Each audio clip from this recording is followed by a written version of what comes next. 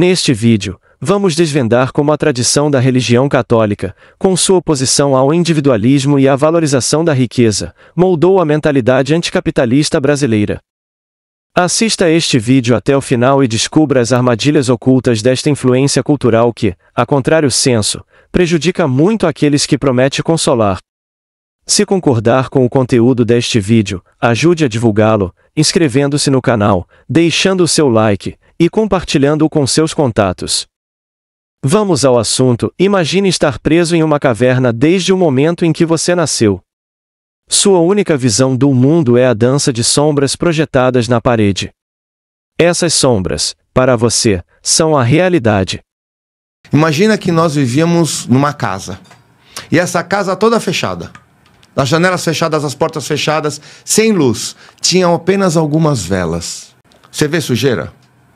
Não. Não vê. Não. Você vê o que os caras aprontam? Não. Tem uma penumbra Você ali. sabe o que tem lá fora? Não. Para você o mundo é o quê? É o escuro, com uma vela ali, um pouquinho de luz, os caras que controlam aquela luz, os caras falam, querido, não tem mais nada lá fora, somos só nós aqui, só somos nós, a nossa casa, não existe nada, né? E você tá aqui na penumbra porque você é um pecador. Vocês nasceram pecador, vocês vão morrer pecador, e se vocês quiserem saber o que tem fora, e vocês quiserem acender alguma luz, vocês vão morrer no fogo do inferno. Pronto, é isso que falaram para nós.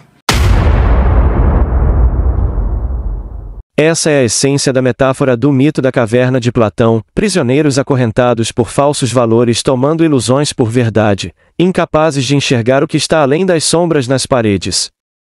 Associando essa metáfora com a realidade do Brasil católico contemporâneo, constata-se que a ampla maioria do povo brasileiro parece ainda viver, inconscientemente, em uma caverna, presos às sombras de crenças e valores arcaicos que os impede de ver a luz da realidade do mundo contemporâneo.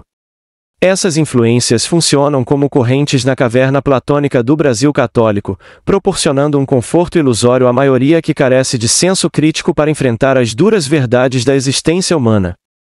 Ao reagirem, sob os efeitos do sono dogmático católico prevalente na caverna, distorcem o verdadeiro papel do dinheiro, do mérito individual, do livre-arbítrio, da responsabilidade individual e das justas desigualdades no mundo contemporâneo, priorizando uma visão coletivista equivocada sobre a realidade humana. Então, toda tentativa de sufocar as liberdades individuais só nos trouxe até aqui miséria, desgraça e tragédia. E quando eu falo de egoísmo racional, não estou falando de uma gente maluca que sai pisando nos outros. Eu estou dizendo simplesmente que, uma vez que ajudar o outro está no meu horizonte moral, está no universo da minha realidade racional, faz sentido eu ajudar. Mas não porque eu devo, é porque eu decidi ajudar.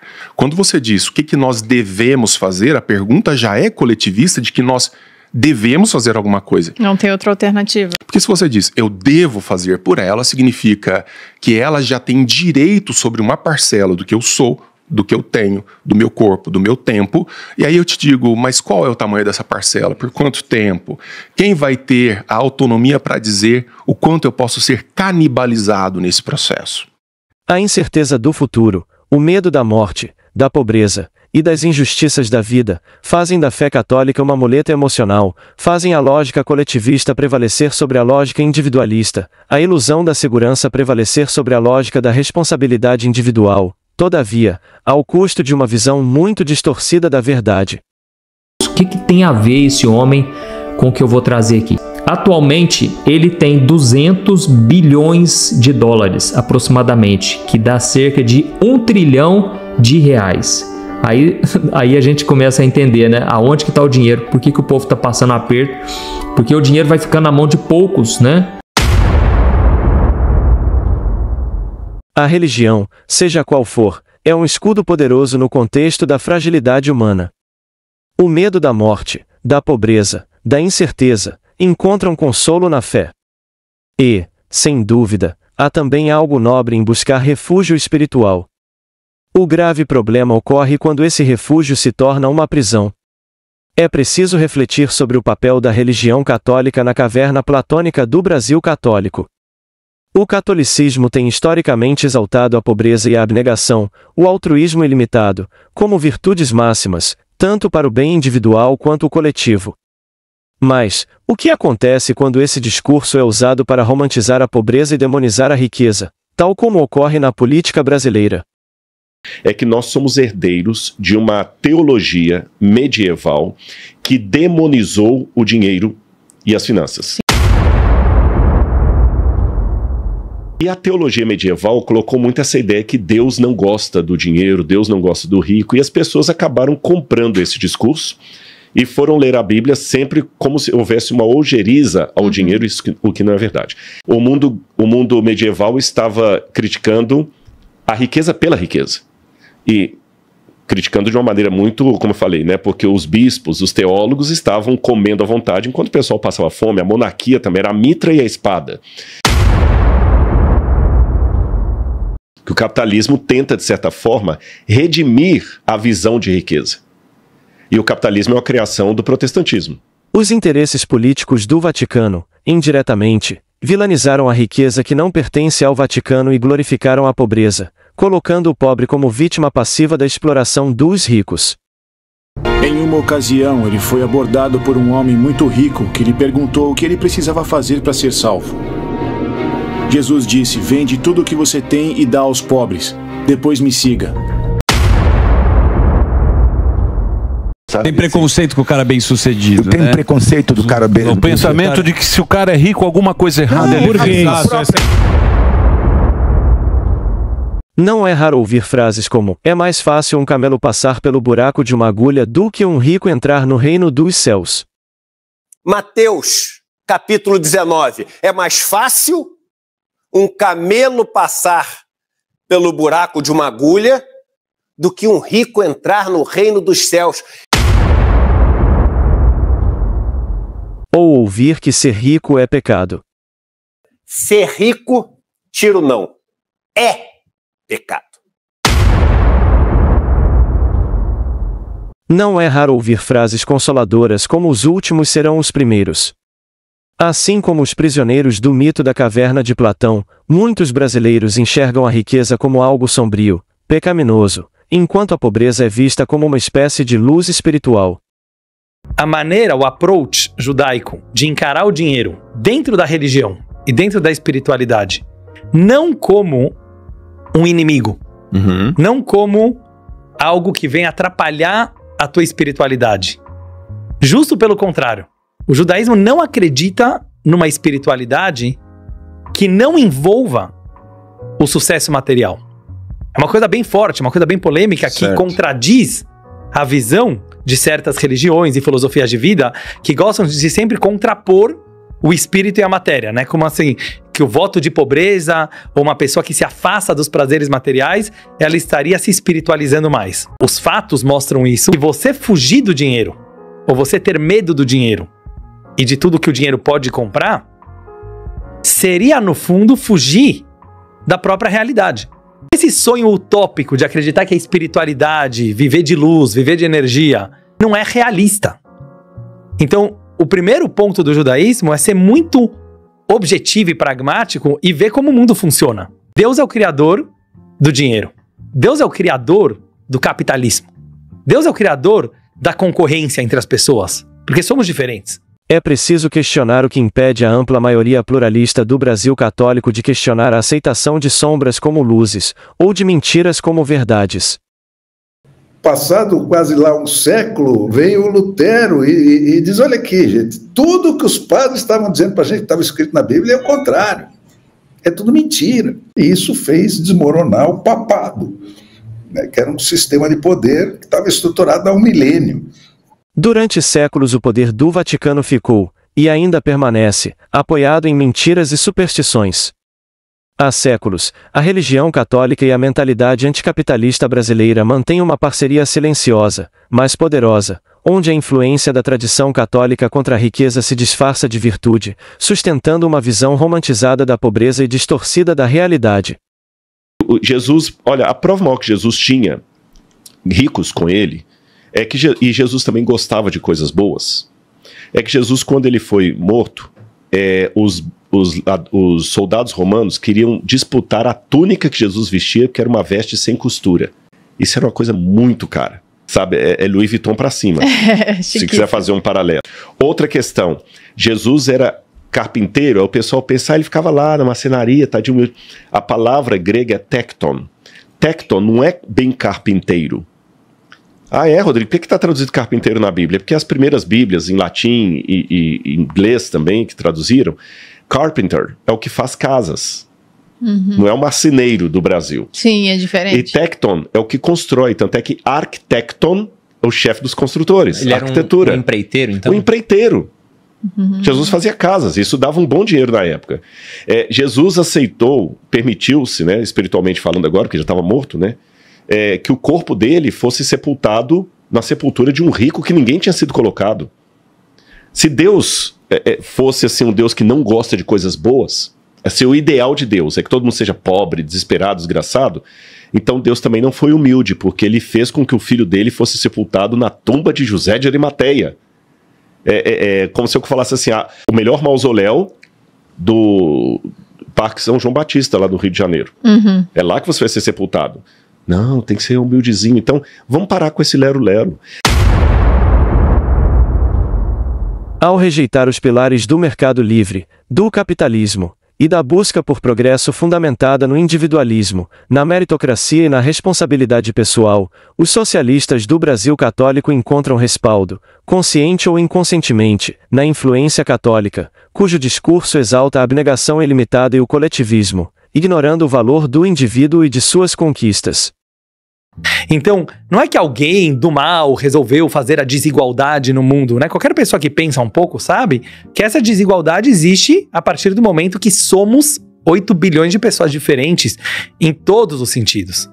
Então, a gente aceitar essas diferenças e aceitar Deus como criador do espírito e da matéria não permite que a gente se afaste totalmente do dinheiro. Então, eu acho que o principal motivo que o judeu ele é associado com dinheiro é que, diferente de outros ermitãos e gurus e pessoas que se espiritualizaram, que acharam que precisavam escapar do mercado financeiro, sim, do mundo dos negócios para poder se espiritualizar, o judeu sempre soube o contrário, que é dentro do mundo, que é dentro da sociedade, que é dentro dos negócios que você encontra Deus. Então não há essa barreira entre a matéria e o espírito. Foi a religião católica que fez a desigualdade social ser vista como um problema em si. Ogni ricchezza, per essere buona, deve avere una dimensione sociale. Essa aliança entre religião e ideologia sem base empírica criou a narrativa onde a riqueza no Brasil católico passou a ser vista como fruto de ganância, avareza, luxúria, enquanto a pobreza se tornou sinônimo de virtude moral. Os ricos vistos como exploradores ativos dos pobres, vistos como seus explorados passivos. Eu só queria dizer que o problema do mundo não é falta de dinheiro. Existe trilhões e trilhões de dólares, gente vivendo cada vez mais rico sem produzir um copo, sem produzir uma garrafa d'água, vivendo de especulação. Só para vocês terem ideia, o ano passado foi gasto em armas 2 trilhões e 400 bilhões de dólares. Esse dinheiro, se aplicado para combater a fome, se aplicado na agricultura familiar, se aplicado para ajudar os países pobres, a gente acabaria com a fome no mundo. As declarações do líder do Partido dos Trabalhadores o alinham a uma postura que se assemelha à de um vassalo dos interesses do Vaticano, revelando um insulto à inteligência e à cultura. A sua lógica é claramente norteada pela influência católica que faz os incautos considerarem a riqueza e a pobreza serem vistas como variáveis de uma equação simplória de soma zero, em face de uma realidade multifacetada e complexa que de fato se referem. Você é a própria razão do crime, Bruce Wayne. A tua fortuna já é um crime, imbecil. Nunca parou pra pensar nisso? Quantos pobres precisam existir pra ter um bilionário igual a você? Diferentes vozes críticas asseguram que a igreja acumula em ouro o maior tesouro do mundo.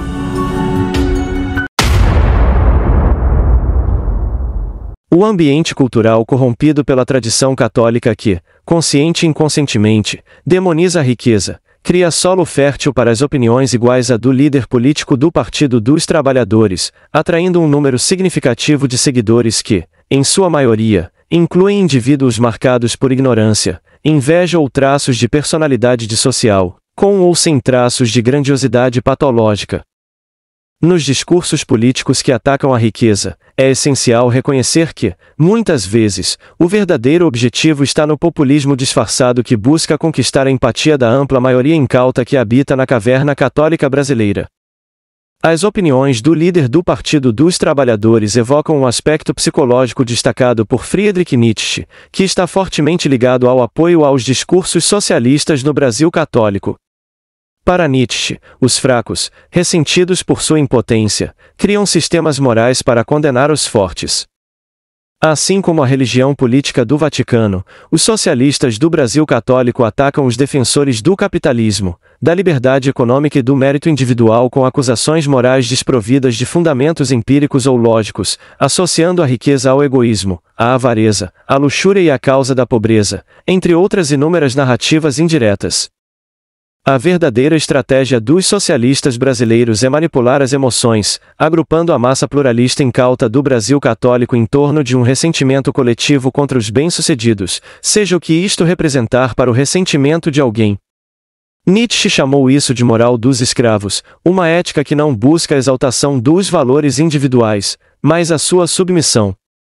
Por trás dos discursos socialistas, revela-se uma contradição evidente. Enquanto defendem a redistribuição da riqueza, ambicionam o controle sobre ela. Dissimulam seus interesses egoístas fazendo crer que o Estado deve ser um ídolo a ser venerado, desde que eles estejam no poder. Veja, eu vou repetir, para todo mundo não ter dúvida. Eu sou contra o governo empresarial, mas eu sou favorável a um governo que seja indutor do processo de desenvolvimento.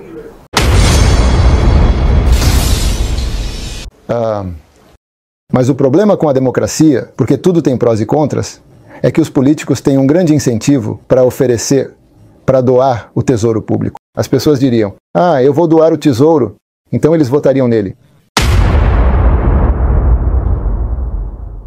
E a dívida pública do governo federal atingiu 9 trilhões de reais. Segundo o Banco Central, este é o maior valor registrado na história. O assunto é destaque no site da CNN Brasil. Como Nietzsche ressaltou, o homem de ressentimento não é honesto consigo mesmo, ele precisa de outros para culpar por sua fraqueza ou frustrações. A hipocrisia moral é a arma dos fracos, dos socialistas do Brasil católico, e o refúgio de quem nada mais possui. Enquanto o brasileiro permanecer preso à caverna da moral do ressentimento e das doutrinas de salvação coletiva, o progresso continuará sendo apenas uma miragem. Tristemente, na democracia do Brasil católico, a sabedoria e a popularidade raramente coexistem em um líder. O cenário cultural parece perpetuar a ideia de que o poder frequentemente é apoiado e exercido pela mediocridade, e não pela competência. Isso faz a democracia do Brasil católico equivaler ao poder da estupidez. Quanto à crítica populista de que os gastos militares deveriam ser redirecionados para erradicar a fome mundial, há uma desconexão evidente entre a realidade e as necessidades de um Estado. Dinheiro, por si só, não é uma solução mágica para problemas complexos. Experiências em países de orientação socialista dos recursos já demonstraram que a pobreza não desaparece, pelo contrário, tende a se agravar, seja pelo mau uso, seja pela corrupção. A Venezuela sob o regime de Nicolás Maduro é um exemplo atual e claro dessa dinâmica. A pobreza e a fome são questões multifacetadas que não podem ser resolvidas apenas com um aumento de verbas. Além disso, a segurança militar é essencial para garantir a liberdade econômica e política, fundamentos indispensáveis para um crescimento sustentável. Sem segurança, o capital e os meios de produção tornam-se vulneráveis, e até mesmo a oferta de alimentos pode ser alvo de facções criminosas ou governos corruptos.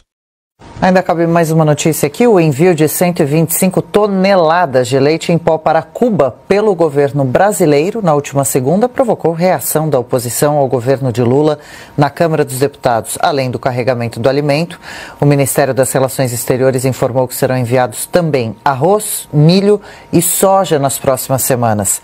A ação do governo brasileiro para a ditadura cubana foi duramente criticada pelo deputado federal Messias Donato, que questionou o envio enquanto há milhões de brasileiros passando fome.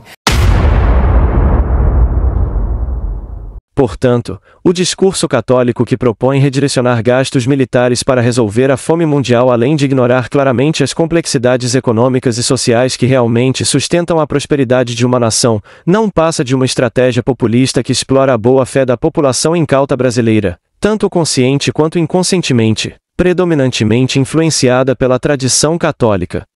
Na metáfora do mito da caverna de Platão, os prisioneiros preferem as sombras porque a luz lhes é muito perturbadora.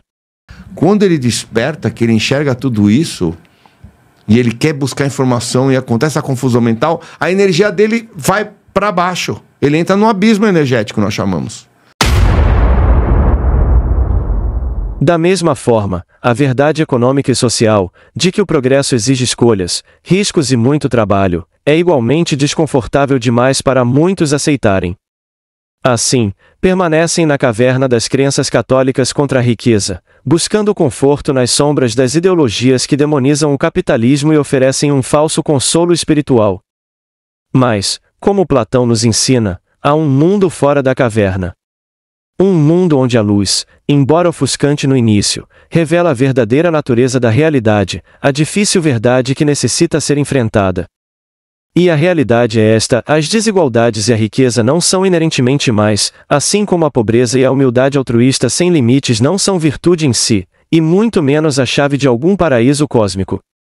Um Mika Galvão, um Nicolas Meregali, um Roger Grace, esses caras servem de inspiração para o cidadão comum. Todo mundo quer ver e falar: quanto desse cara eu posso trazer para mim? A riqueza e a pobreza são resultados de talentos, escolhas, possibilidades, contextos, circunstâncias, sortes e azares, entre inúmeras outras variáveis conhecidas e desconhecidas, previsíveis e imprevisíveis. O capitalismo, ao contrário do que muitos brasileiros acreditam, não é um sistema que glorifica a ganância, mas sim um mecanismo que reconhece a liberdade humana e o mérito individual. Um sistema cuja virtude principal, a mais importante, é a honestidade recíproca. O capitalismo, baseado nos princípios liberais, empiricamente associados ao desenvolvimento civilizatório, sentido amplo, permite que as pessoas escolham seu caminho, assumam riscos e colham os respectivos frutos, e aprendam com os fracassos.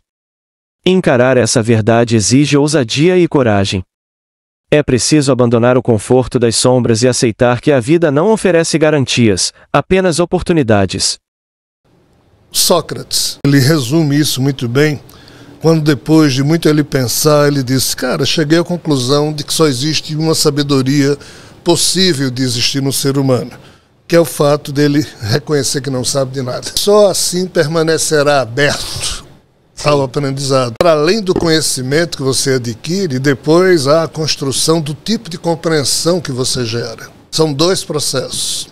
E nós vivemos hoje num tempo em que a turma escuta uma frase, já compreendeu, já é contra, já é a favor, já propaga. Isso tudo é muito inconsequente.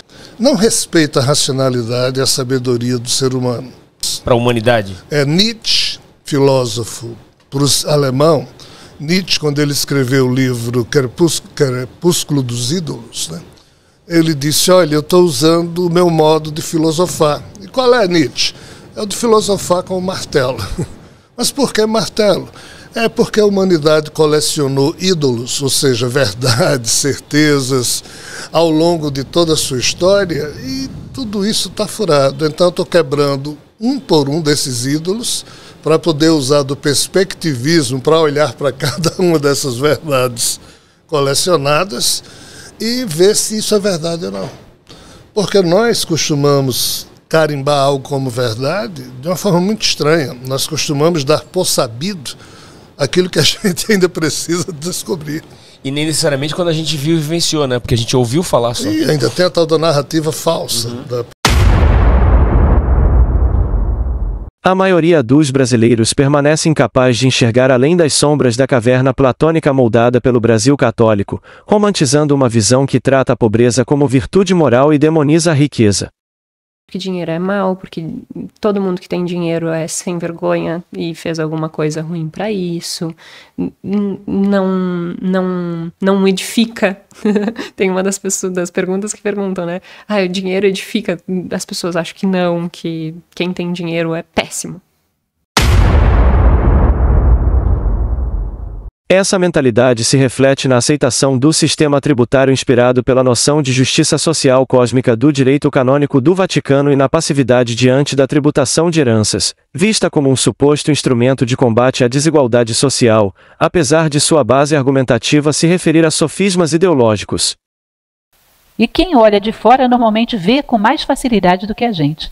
Esse é um elemento que eu acho ingrato na trajetória humana. E a gente é tão alienado que às vezes quem pior se vê somos nós mesmos. Segundo a ONU, o mundo é composto por 195 países distribuídos em 6 continentes, sendo 193 reconhecidos internacionalmente, e 2, Vaticano e Palestina, na condição de estados observadores. Apenas 28 desses países adotam a tributação de heranças, evidenciando que essa prática é exceção, não regra. Embora as influências culturais sejam variadas, a marca do catolicismo é notável em muitos dos países que aplicam tal tributação. Desses 28 países, somente 12 impõem a cobrança sobre transferências entre membros da linha sucessória direta e cônjuge, incluindo Alemanha, França, Espanha, Reino Unido, Irlanda, Itália, Chile, Argentina, Brasil, Japão, Coreia do Sul e Taiwan. Entre esses, 9 possuem em sua história uma significativa influência da religião política do Vaticano. Nos países que tributam heranças na linha sucessória direta, predominam alíquotas baixas e limites de isenção elevados, refletindo uma preocupação em proteger a família enquanto núcleo econômico essencial da nação. Contudo, o Brasil se destaca negativamente como o exemplo mais agressivo na aplicação dessa tributação, fruto de uma mentalidade tributária profundamente marcada pela visão católica de demonização da riqueza. E a deputada Luciana Genro, logo eu saí daqui, disse que a minha fala é típica de quem protege os ricos. A precipitação e a audácia são características dos tolos. A cautela deve funcionar como um contrapeso para detectar o que é falso e o que está sendo omitido. O socialista, tal como a inveja, condena tudo que é bom, acusa até o que é perfeito de não falhar nunca, encontrar algum defeito parece servir de consolo. O que querem é censurar as ideias que não gostam, porque não suportam a competição, porque se tivessem que lutar cara a cara, mão a mão, em um campo de jogo nivelado, quando se trata de ideias, eles perderiam porque foram um fracasso nos aspectos econômico, social e cultural. Os resultados que tem, empíricos, vão na contramão do que esse grupo de pessoas acha que funciona. Poucos vêm ao mundo com a capacidade natural de discernimento dos sábios. Os socialistas sabem que a ampla maioria no Brasil católico é incauta e fica mais atenta à tolice do que a um bom conselho, não se preocupam com a verdade. O problema do Brasil é a pobreza criada, mantida e perpetuada pela incompetência e essa política econômica caótica e desastrosa que esse bando incompetente insistem em impingir o Brasil. Assim como os melhores pratos são feitos para os melhores paladares, os assuntos elevados são para aqueles de conhecimento e discernimento elevados. É muito difícil se opor às crenças da multidão do Brasil católico, a maioria não é criteriosa e não busca compreender e avaliar a essência dos problemas. É preciso possuir grande poder de observação, para decifrar mesmo o que estiver bem oculto. Infelizmente, o que é comum no Brasil católico é exatamente o oposto. Este vídeo objetiva estimular a reflexão para que o povo brasileiro tenha a percepção dos falsos valores que os influenciam e possam ter a coragem moral de desejar sair da caverna da justiça fiscal e social arcaica católica brasileira. Que possam estar prontos para questionar os dogmas religiosos e ideológicos que moldam suas crenças, ou se continuarão preferindo o conforto das sombras, onde não precisarão enfrentar as verdades difíceis sobre si mesmos e sobre o mundo, continuando a apoiar e a ser vítimas das falácias e sofismas socialistas do Brasil católico. Lá no Rio, a prefeitura quer implantar um IPTU progressivo. Ela vai fazer isso em algumas regiões. A prefeitura acha que essas regiões não estão como ela gostaria. Nessas regiões, há imóveis que a prefeitura considera não utilizados ou subutilizados. Ela é que vai decidir se a utilização que você está dando para o seu imóvel é satisfatória ou não. Se ela decidir que não é, ela vai aumentar o imposto, o IPTU, progressivamente até chegar a 15%. Depois de 7 anos, você já pagou de imposto o equivalente ao valor do imóvel. Mas não é só isso. Se a prefeitura ainda assim não estiver satisfeita, ela pode desapropriar o seu imóvel, te pagando com títulos da dívida. É preciso ser muito cético com as propostas políticas benevolentes coletivistas. É preciso conhecer a origem da mentalidade coletivista abusiva brasileira. É preciso saber delimitar bem os limites do coletivismo abusivo católico sobre a liberdade e o mérito individual. É um problema que vira uma cegueira ideológica. Você fala assim, eu guardo esse cara, então ele tá com excludente de licitude. Tudo que ele fizer eu vou bater palma. Aí você fala, não, mas tá fazendo maldade aqui, não, mas é para um bem maior. É o bem maior. Foi assim que os alemães fizeram um monte de besteira, foi assim que, né, as tiranias sempre surgiram com um bem maior, né? Você pega aquele livro Como as Democracias Morrem, né? Qual é a tese do livro? E sempre implanta uma tirania com a desculpa de proteger a democracia. É sempre assim, pô, né? É para um bem maior. O silêncio amplo do povo brasileiro sobre a tributação de heranças, independente de classe social, econômica ou cultural, revela uma aceitação tácita que expõe não apenas ignorância, mas também uma submissão à corrupção cultural promovida pela tradição católica contra a riqueza. Essa covardia moral se manifesta especialmente na política e na mídia. A teologia vaticana, profundamente arraigada na cultura da caverna católica brasileira, resiste a questionamentos sobre culpa e castigo.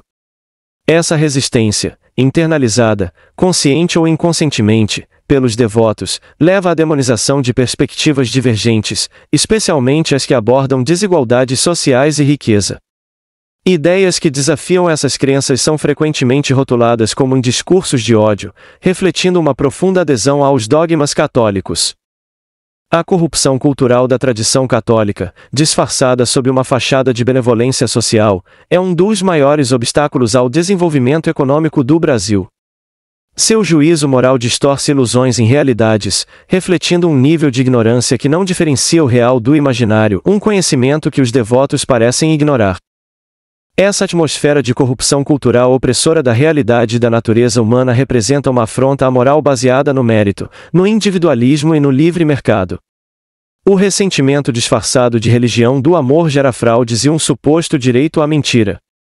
O Brasil católico carece de autocrítica e de uma obediência que não humilhe. Indivíduos são transformados em caricaturas de si mesmos, aprisionados em conceitos destrutivos que desprezam os impulsos naturais da vida, minando a felicidade alheia. O Vaticano, de maneira dissimulada, corrompe o ser humano sob o pretexto de aprimorá-lo. O lema pátria, família e Deus acima de tudo pode vir a simbolizar o colapso nacional. Quantos livros são lidos em um Brasil marcado pela mediocridade? Estudar não significa apenas ir para a escola, significa ir atrás da informação, do conhecimento. E sabe onde nós encontramos muita informação, muito conhecimento? Nos livros. Só que ler livros não é o forte dos brasileiros, já que no Brasil, 44% da população simplesmente não lê livro nenhum e 30% da população sequer jamais comprou um livro. Poucas regiões da América do Sul parecem experimentar tanto o alucinógeno católico quanto o Brasil. À decadência intelectual, somam-se músicas empobrecidas e vazias. Qual que você acha que é a contribuição hoje do cenário atual da música brasileira para o emburrecimento da população? A contribuição é absurda, mas tem um detalhe. A música, ela é emburrecedora porque ela é feita para o público emburrecido. Nosso país foi tomado por uma minoria sem escrúpulos e a gente vive uma total inversão de valores. A intelectualidade brasileira está repleta de superficialidade e presunção, com uma alarmante diminuição da seriedade e profundidade reflexiva. O Brasil católico sofre com um excesso de ignorantes presunçosos, enquanto a política se sustenta em discursos contrários à riqueza sem embasamento empírico. Porque ninguém foi mais de esquerda do que Jesus Cristo. Ninguém. É exatamente por brigar pelos pobres, de cuidar dos doentes, de atender os mais necessitados, que os ricos da época mandaram crucificar Jesus Cristo. É preciso considerar a hipótese da utilização dos conceitos e estereótipos inventados em torno do personagem Jesus, o Cristo, para esconder intenções políticas no exato oposto, implicando em maldades contra a riqueza. O Jesus histórico, se existiu, se foi de esquerda, morreu e nunca chegou ao poder. Jesus foi transformado no Cristo. Cristo é uma invenção depois que enfiaram nele. Enfiaram nele que ele era o Cordeiro, enfiaram nele que era a segunda pessoa da Trindade, enfiaram um monte de porcaria nele. O cristianismo não tem nada a ver com Cristo, só o nome. O que já mostra que é uma religião absolutamente do delírio platônico das ideias alucinadas. Ao longo da história, atos terríveis foram cometidos e justificados por interpretações religiosas alucinadas em nome de Jesus para justificar o poder político tirano. O cristianismo, com seu clero, não importa qual, de que facção, é rei igualzinho os outros reis. Algumas das mais emblemáticas atrocidades baseadas na tolerância, no amor e no perdão incondicionais, incluem a Inquisição, períodos de perseguição religiosa, marcados por torturas e execuções, justificadas pela necessidade de purificar a fé. As Cruzadas, guerras religiosas que visavam a reconquista de terras do Vaticano, resultando em massacres e pilhagens. A escravidão de povos indígenas e africanos, quando o Vaticano, para apoiar os colonizadores, justificou a barbárie com a falácia da missão religiosa de converter e civilizar. A intolerância religiosa, marcada por perseguição e discriminação contra outras religiões, especialmente a judaica, levando a conflitos e sofrimento. Não conheço líder cristão ao modo de Jesus. Mas 99,99% do cristianismo é exatamente o que Jesus disse dos príncipes das nações. O homem, ou seja, ele, rei, não veio para ser servido. Comigo vai ser diferente. Lindo. Qual é o problema? Ele não virou rei, mataram ele. Então a gente não sabe se isso era conversa fiada. Jesus, então, é um personagem. O que significa que tudo o que está dito ali é controlado por uma pessoa. Não existe Jesus de verdade no texto. Existe um construto teológico, político, literário, controlado total e absolutamente por um escritor. Então, o que corresponde a Marx no tema Jesus não é Jesus. Porque Jesus, o que nós temos é a narrativa. O correspondente a Marx nas narrativas são os autores dos evangelhos, não o personagem. Esquece o personagem. A influência das distorções do cristianismo pelos interesses políticos da Igreja Católica tem contribuído para a deterioração do Brasil católico, permanecendo este fato oculto no aparente para a ampla maioria dos brasileiros. A pregação da igualdade perante Deus foi desvirtuada pela aliança histórica da Igreja com estruturas de poder, como a escravidão e o sistema colonial, perpetuando desigualdades sociais em contradição com o ideal de igualdade da Igreja Católica. Faz muito tempo, muitas pessoas, entre especialistas e grandes teólogos, se fazem a mesma pergunta: como é possível que a Igreja acumule tantas riquezas, sendo que há tantos pobres no mundo? A doutrina social da Igreja Católica, utilizada para fins políticos, ao criticar a riqueza que não lhe pertence, legitimou o uso das justas desigualdades em alvo de ataques. Essa ideologia igualitária distorcida, ignorando a própria realidade da Igreja, marcada por grande e rígida hierarquia e uma riqueza imensa acumulada ao longo dos séculos de exploração, em contraste com a imagem de Jesus, o Cristo, utilizada para seus fins políticos inconfessáveis. Attraverso i canali della Banca Vaticana sono passati soldi per tangenti di corruzione ai partiti politici italiani di governo. Também resultou na associação lógica da desigualdade a todos os males, justificando abusos tributários, como a tributação progressiva e a taxação de heranças, em contradição à própria realidade da Igreja Católica, que desfruta de imunidade tributária sobre seu patrimônio e renda. ¿Alguna vez se preguntó cuánto oro tiene el Vaticano? El Vaticano es el mayor propietario de oro del mundo. Tiene aproximadamente 60 toneladas, que es el 30,2% de todo el oro jamás extraído en la historia, el doble del que tienen en reserva todos los países del mundo juntos. As consequências dessas distorções no Brasil católico são profundas. Elas marginalizaram as desigualdades, colocou toda a riqueza em suspeição, até muita prova em contrário, dificultando a construção de uma sociedade justa, baseada no mérito e no princípio da igualdade perante a lei e no sistema tributário. Aqui é proibido ganhar dinheiro, mãe. Ganhar dinheiro aqui é crime. A única coisa que é certa aqui é o governo tomar o seu dinheiro. Você ganhar o seu dinheiro é crime. Agora o governo ir tomar, não, isso é justiça social. Essas distorções legitimaram a luta pelo poder por meio da exploração das diferenças sociais, atribuindo a culpa de todos os males aos ricos difamados de egoístas malvados. E Brasil é isso aí, meu amigo. Brasil não é diferente disso, não. Se vocês estão achando que o Brasil é um negócio que vai virar Estados Unidos, vocês estão no lugar errado. Porque o Brasil é o país do coitadinho, é o país do direito sem obrigação, e é o país da impunidade. Agora isso é cultural. Não, mas vamos eleger não sei quem que vai mudar. Não vai mudar. A mudança do Brasil católico para uma cultura quanto à riqueza, ao sucesso e ao mérito, baseada na cultura judaica ou protestante, está oculta no insondável e no imprevisível.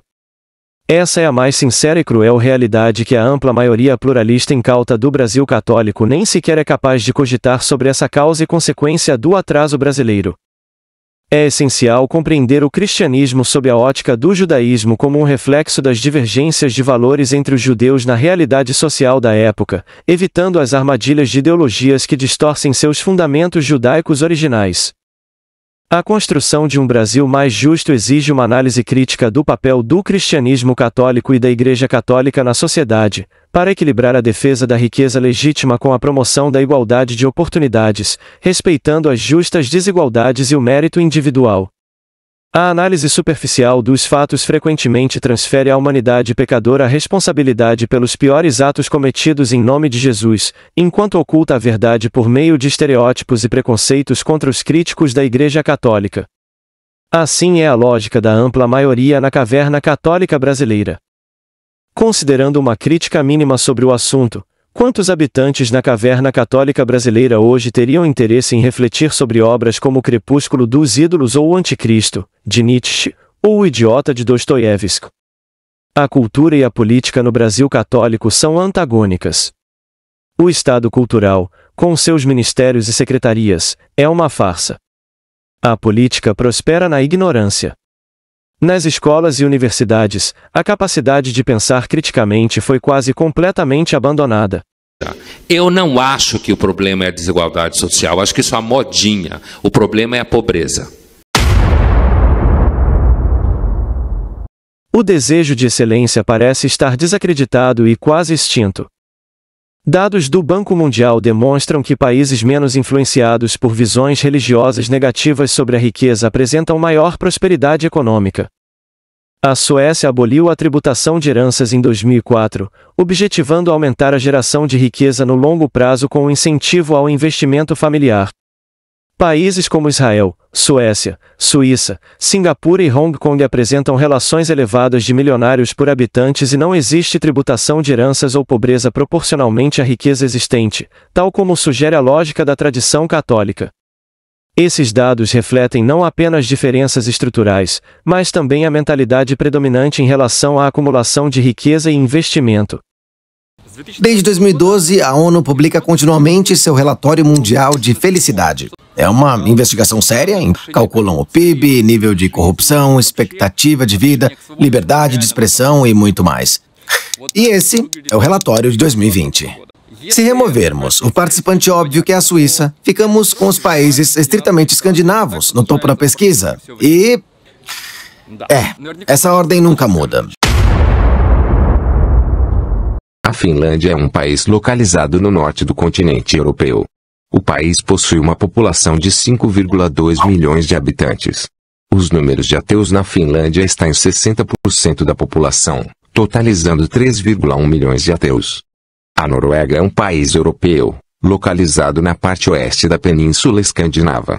O país tem uma população de aproximadamente 4,5 milhões de habitantes. Os ateus da Noruega são de 72% da população, totalizando 3,2 milhões de ateus. A Dinamarca é situada no norte da Europa. Esse país possui uma população de 5,4 milhões de habitantes. Os ateus da Dinamarca são representados por 80% da população, totalizando 4,3 milhões de ateus. A Suécia é um país europeu localizado ao norte do continente, e cortado pelo Círculo Polar Ártico. A nação possui uma população de 8,9 milhões de habitantes. Os ateus da Suécia representam 85% da população, totalizando 7,6 milhões de ateus. Em 2008, o pesquisador britânico Richard Dillon concluiu que países com alto QI são mais ateus. É o caso da população japonesa, que mantém a média 105, uma das mais altas já registradas. E também, um levantamento da ONU apontou que países com boa taxa de alfabetização tendem a ser mais descrentes. E aí, o que você acha? Nos Estados Unidos, com uma economia mais influenciada por princípios religiosos protestantes, a tributação de heranças se aplica apenas à riqueza muito elevada, em 2023, acima de 12 milhões de dólares e 920 mil dólares. Só existe em 6 estados, não incidindo nas transmissões entre membros da linha sucessória direta ou obrigatória e cônjuge. A Suíça, predominantemente protestante, possui política econômica liberal, com um PIB per capita de aproximadamente 91 mil dólares, ano 2022, muito superior ao do Brasil, que alcançou cerca de 9.900 dólares no mesmo ano. A Rússia, após reformas tributárias na década de 1990, estabilizou sua carga tributária em torno de 15% do PIB, uma das menores entre as grandes economias. Mesmo em estado de guerra prolongado contra a Ucrânia, não tributa heranças e a alíquota máxima do imposto sobre a renda é de 15%, não há tabela progressiva com isenções para cidadãos considerados excluídos. No Brasil católico, proposta de adotar uma alíquota única para o imposto de renda é impossível de sequer ser cogitada, e seus defensores são imediatamente demonizados como egoístas ou de trabalharem para os interesses dos mais ricos. E a deputada Luciana Genro, tão logo eu saí daqui, disse que a minha fala é típica de quem protege os ricos. Dinheiro é gerador de possibilidades, portanto, simboliza poder e liberdade. O crítico da liberdade é uma pessoa difícil de enxergar a realidade fora da caverna católica brasileira. Seu discurso constrói uma caricatura persuasiva, retratando o rico como um fantasma egoísta e avarento, que acumula dinheiro e riqueza por pura maldade, com o objetivo de reduzir o dinheiro e a riqueza alheia. Não há um problema de confronto entre capitalismo e socialismo. A rigor, nesta quadra da vida brasileira, o que há é uma classe dirigente arrogante, pré-conceituosa, uma classe dirigente egoísta. Muitos viveram e vivem no Brasil católico conquistando audiência e votos, agradando a massa pluralista incauta com o marketing de falar mal dos ricos, com narrativas fantasiosas, simplistas e equivocadas, distorcendo as bases científicas da prosperidade econômica, que encontram credibilidade na cultura corrompida da caverna católica brasileira, onde a maioria demoniza o dinheiro, a riqueza, o sucesso individual. A gente lembra que esse assunto é o que é a proposta para ampliar a isenção do imposto de renda para quem ganha até R$5.000 por mês. Proposta anunciada pelo ministro da Fazenda, Fernando Haddad, em um pronunciamento no rádio e na televisão no final de novembro. Atualmente são isentos do imposto de renda na folha de pagamento 16.400.000 pessoas que ganham até R$2.259,20 por mês. Se a tabela de isenção mudar com a ampliação da faixa para R$5.000, o número de beneficiários vai ser de 26 milhões de pessoas. O ministro da Fazenda, Fernando Haddad, anunciou que a compensação vai ser por um pouco a mais de imposto para quem ganha a partir de R$50.000 por mês. A progressividade da alíquota no imposto de renda é um exemplo emblemático da legalização da corrupção cultural católica sobre a riqueza, a desigualdade social e a pobreza, para conquistar votos no Brasil católico, onde a massa pluralista incauta não sabe nem mesmo distinguir uma taxa efetiva de uma taxa nominal. Em uma economia de escambo, o governo só poderia expropriar recursos confiscando bens físicos. Com a monetização, os socialistas do Brasil católico adotaram formas mais sutis, pela tributação, confiscando ativos monetários para financiar benefícios próprios, apoio político ou favorecer grupos específicos, e o imposto inflacionário, uma expropriação quase imperceptível para a maioria, evitando as reações hostis típicas da tributação direta. Em analogia com o mito da caverna de Platão, o domínio da sociedade pela corrupção cultural católica se consolida quando mentiras contra a riqueza são facilmente aceitas, sem o mínimo de discernimento e ceticismo. A abordagem equivocada sobre o dinheiro, tratada como algo moralmente inferior, prejudica a compreensão de seu papel essencial na economia.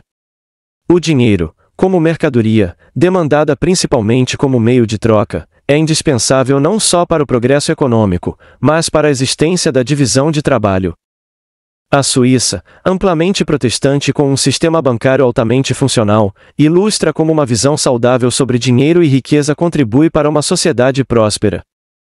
Por outro lado, o Brasil, preso na caverna cultural católica, sofre com a substituição de fundamentos econômicos com comprovação empírica, por dogmas morais católicos, sem provas empíricas a favor da prosperidade.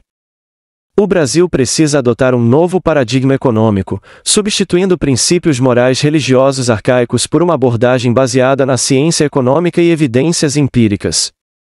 Superar a influência da tradição católica na formulação de políticas públicas é crucial para promover a justiça social, com respeito ao mérito individual, e investimentos, com combate às ineficiências nos gastos públicos e à corrupção em um ambiente com liberdade econômica. Deixe sua opinião nos comentários sobre o que deixa os brasileiros presos ao mito da caverna católica brasileira. A religião, a realidade do capitalismo, ou outros fatos que resultam, isoladamente ou em conjunto, no medo de enxergar a luz da verdade. Expor questões ocultas no aparente para fazer os brasileiros despertarem do sono dogmático socialista católico é fundamental para provocar reflexões e inspirar mudanças positivas. Superar esses desafios e alcançar um futuro justo e próspero requer afastamento da influência da moral hipócrita da doutrina social arcaica do Vaticano. Há pessoas que deixam de fazer o que é oportuno simplesmente porque a ideia nunca lhe ocorreu. Nós temos pesquisas aí que mostram a universidade brasileira com 30% a 35% dos seus alunos analfabetos funcionais. Quer dizer, é possível pensar num futuro razoável? Um dos maiores privilégios da mente humana consiste em poder saber avaliar o que de fato importa. Sem esse discernimento, muitos sucessos não se realizam. Aqueles que têm essa luz devem concedê-la aos que não a têm. Que os conselhos amigáveis deste vídeo sirvam para fazer despertar do sono dogmático católico e fazer perceber que existe algo muito melhor fora da caverna católica. Se você chegou até este canal e ainda viu todo o vídeo, você não é um alienado, busca saber mais e melhor e merece muito reconhecimento e respeito, e poderá até colaborar, inscrevendo-se no canal, deixando o seu like para incentivar outros a conhecerem o conteúdo do canal, e compartilhando este vídeo com seus contatos para ajudar a difundir este conhecimento. Não deixe de ver outros vídeos deste canal.